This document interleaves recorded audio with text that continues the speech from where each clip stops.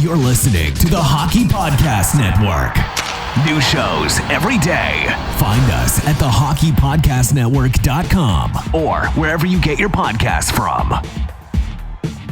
The first Sunday of the NFL season is here, and the excitement continues with DraftKings Sportsbook, an official sports betting partner of the NFL. DraftKings is giving all new customers a can't-miss offer to celebrate the return of the NFL season. Bet just $1 on any football game this weekend and receive $200 in free bets instantly, no matter what. That's right, DraftKings Sportsbook is giving all new customers $200 in free bets instantly when they bet at least $1 on any football game. DraftKings is safe, reliable, and secure, making it easy for you to deposit and withdraw your money at your convenience. Download the DraftKings Sportsbook app now and use promo code THPN to receive $200 in free bets when you place a $1 bet on any Week 1 game. That's promo code THPN to get your free $200 in free bets instantly this week at DraftKings Sportsbook, an official sports betting partner of the NFL. Must be 21 or older, New Jersey, Indiana, or Pennsylvania only. New customers only. Restrictions apply. See DraftKings.com/sportsbook for details. Gambling problems? Call 1-800-GAMBLER. Or in Indiana, call 1-800-9-WITH-IT.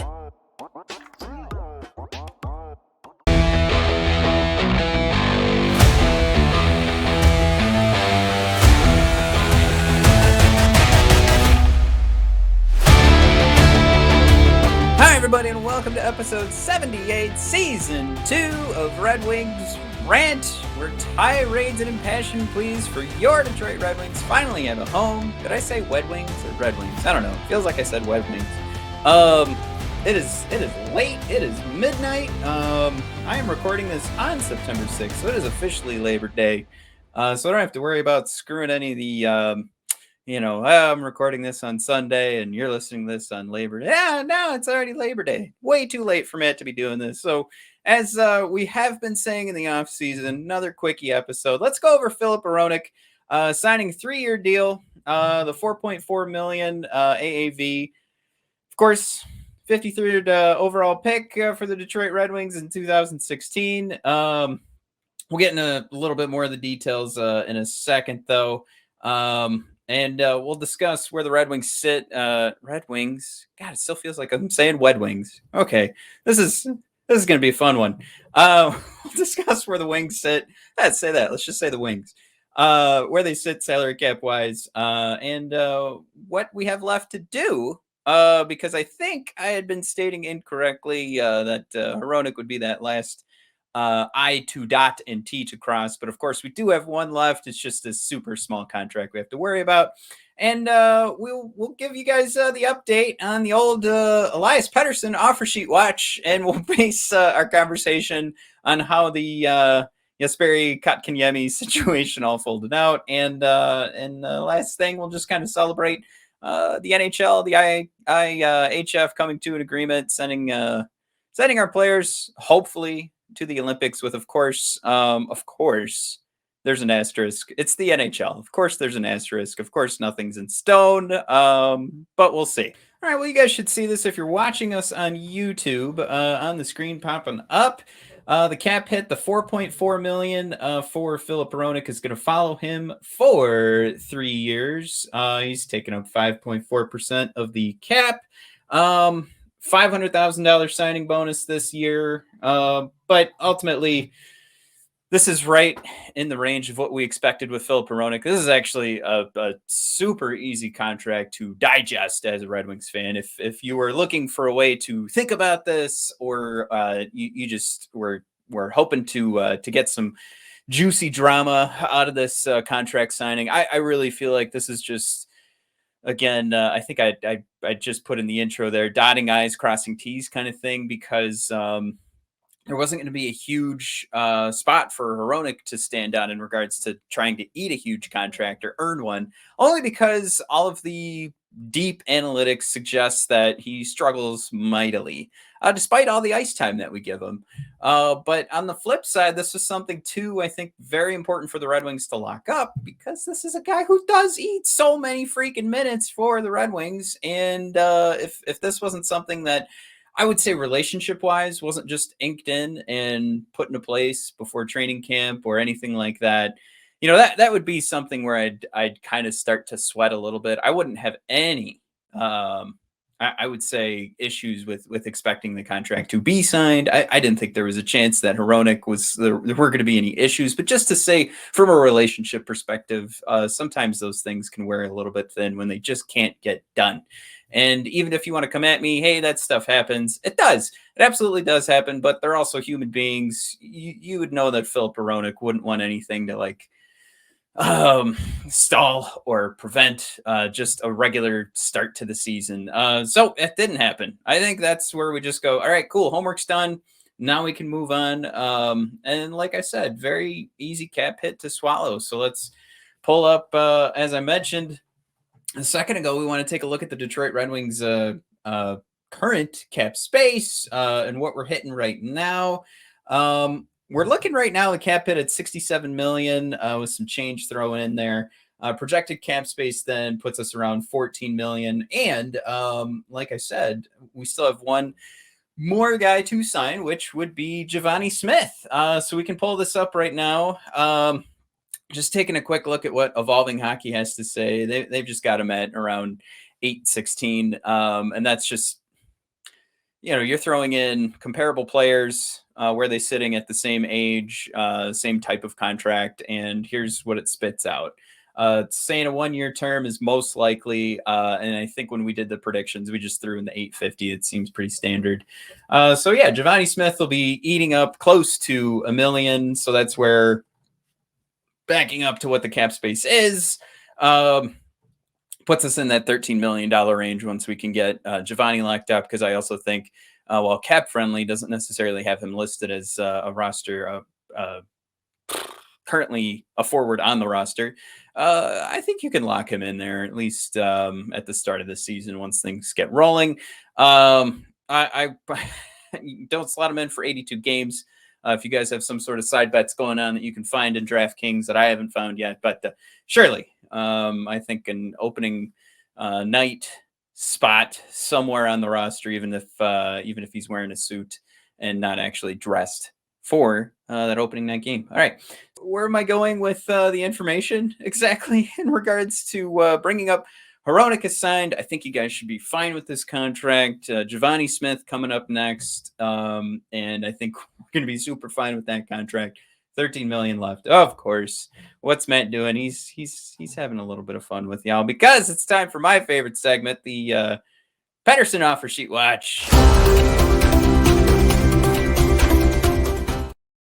All right, so a week ago, we were discussing the Pettersson Offer Sheet Watch in regards to what was going on with the Jesperi Kotkaniemi situation. I actually deemed it on Twitter to be a fiasco, only because I think Carolina, and if you don't remember, Carolina put in the offer sheet, threw in some reminders, threw in some reminders to Montreal Canadiens offer sheet on Sebastian Aho, including Sebastian Aho's number being figured into the $20 signing bonus. And of course, Carolina Hurricanes Twitter account not holding back when the announcement was made of the offer sheet. Kind of just thrown out there, hey, we never forget. That might not be verbatim of what they said, but it's pretty close, pretty darn close to it. So labeling this as a fiasco, because clearly I think Carolina just wanted Montreal to be put in this situation where there was a large contract on the table. And I think they were expecting Montreal to just go ahead and take it. Because as people who spend more time thinking about the Carolina Hurricanes have pointed out online, I mean, for one, this isn't the best contract in the world, and I can pull up the graphic right now, just showing you that the $6.1 million contract he's going to be walking away with is about $4 million over, as you can see now, $4 million over what Evolving Hockey was projecting for Jesperi Kotkaniemi. So, look, I think Carolina got the worst end of this deal, and I think it was because it was motivated by, I guess, trying to get back at Montreal rather than just trying to better your team, right? So there's where the main problem lies. And I think I wanted to bring this up to at least relate it to the Elias Pettersson situation, and still crossing our fingers that there's a chance there's an offer sheet coming. And I get it. Every couple of days, I get another comment on our episode about putting an offer sheet out on Pedersen. And, the comments are, I think the most recent one was, all right, good luck with your pipe dream. Look, I get it. We're still having fun. We like talking about it. We cross our fingers. Man, it would be great. But that's the difference, right? We're talking about this is bettering the team. This is something where we're taking that risk to do that. And again, that's where Carolina loses this because the motivations clearly weren't about Jesperi Kotkaniemi. It was about the Montreal Canadiens. And for Detroit and Vancouver, I see no animosity. I would just see there Yzerman saying, I want a first center. I want a first line center. And this is my best way. I'm going to get that done. So to sort of wrap up this conversation, I guess it would make sense for me to kind of say what happened here. But Montreal says, okay, you can have them. They get a first round and a third round pick from Carolina, and they immediately turned around and traded for Christian Dvorak from the Arizona Coyotes. So as I put Carolina as a loser of this situation, again, mainly because of their motivations, I think Kotkaniemi has some potential, but they clearly overpaid on him. So even if you want to make the argument, hey, they got a pretty decent player now in their lineup, way overpaying him, even if it just ends up being 2 full years that they're overpaying him, that's money that could go elsewhere. And I'm still saying main point here, motivations for doing it, why they lose. But Montreal, I really like the idea of them just saying, fine, you want to play this game, have Kotkaniemi, give me your draft picks. I just don't like what they did next. And the trading away a first round pick for Christian Dvorak, I will not, I'd confess that I have not followed Dvorak's career close by any means, but it was one where at least my initial reaction, the words that came to mind were oof. And, if you take a look at like the J Fresh player card for Dvorak, it looks better than Kotkaniemi, but somebody painted a pretty nice picture of, 35 points, I think, off the top of my head for Kotkaniemi. And the difference of like 38 points for Christian Dvorak, and comparing their 2 ages of a 4-year difference and saying, all right, well, which player would you rather have at this point?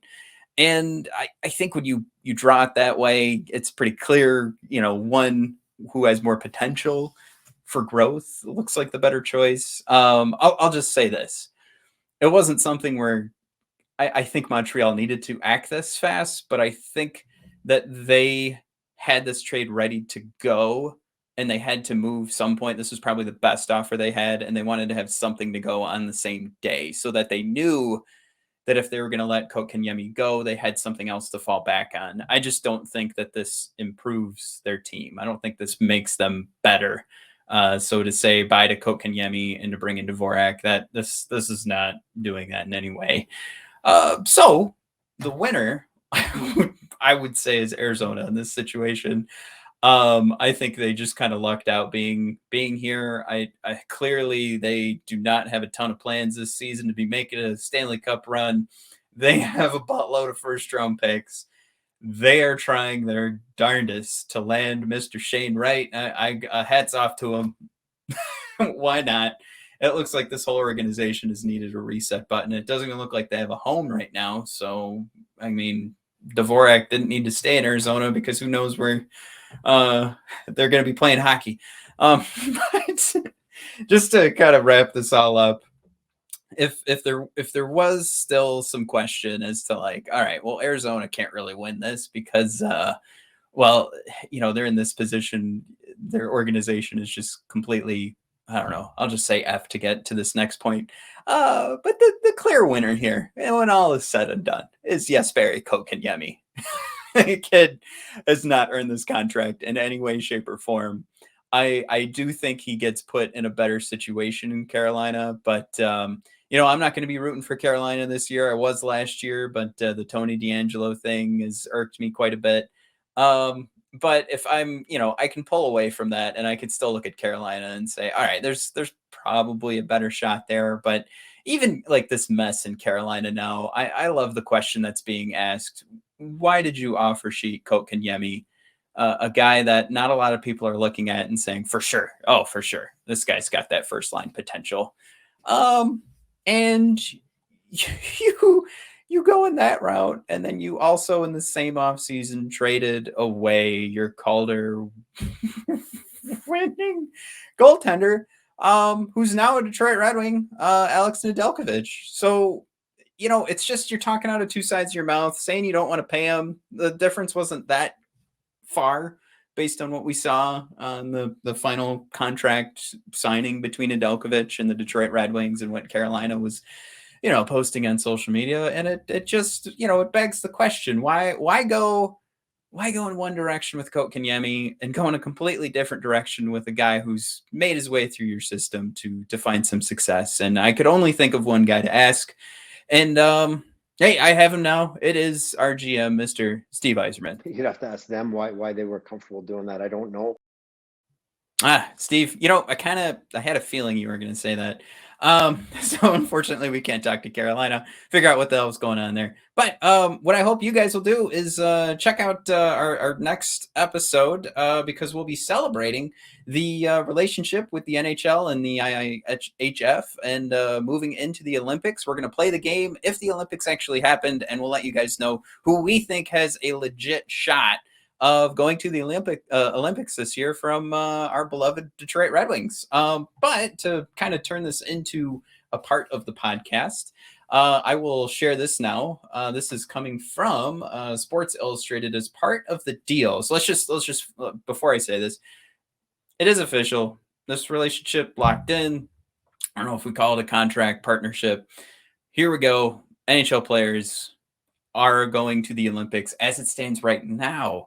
And I put that on there because as a part of the deal, the NHL and NHLPA can still back out if the COVID-19 situation worsens to the point where it is not safe for the players to travel, or if cancellations arise during the regular season due to COVID-19 related issues. Players have the right to decline to go to the Olympics without any consequence. Another major point, there will not be any insurance for any COVID-related illnesses. According to a memo sent out to the players, the IOC and the IIHF refuse to pay for the cost and instead put the risk on the players. So what we just did here was tell the players you can go, but if there's, any of these situations arise, especially with the insurance side of this thing, they're super fucked. So I think the NHL proved already with the last Olympics that they prefer to not go.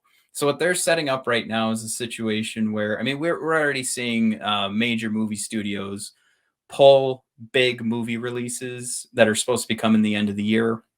So I would just say, if you are counting on your favorite hockey player making it to the Olympics, if you want to see Dylan Larkin play for Team USA, don't hold your breath. I think right now what the NHL has set up is quite a nifty little situation where they're putting the players in this horrible spot where they're going to have to say, like, this could turn out pretty poorly for us, so we can't go. And the NHL will also, as I've mentioned, they've already proved they don't want to go by not going to the last Olympics. I think with that being in the books, in the record books, that's where they stand. They've now created this situation where the players are going to have to take care of themselves if problems really arise while they're at the Olympics, like I mentioned with the insurance issues here. But while they already go into this not wanting to go, they're basically walking into this situation where if things get, I would say, just a little bit worse than they are now, the NHL is immediately going to take that stance of we probably shouldn't go. And then the idea that there isn't anything for the players to fall back on in regards to the IOC and the IIHF. God, I really feel like I say that weird. IIHF. It's just this perfect situation where the NHL is going to get their way. And, who knows what goes on behind closed doors. Are they in cahoots? I don't really know. I think the main point of this is just don't hold your breath on those Olympics being filled with NHL players. I think we're excited. It was announced. More hockey always equals a thumbs up. It equals good. but we don't have that more hockey until I'm actually watching it. So just be careful. Sorry for the bad news. Jeez. All right. So just to kind of wrap up the show here, I hope you guys are still checking out bodpodcast.com, brothersofdiscussion.com. If you do want to support the show, the best thing you can do is head on over to the shop page.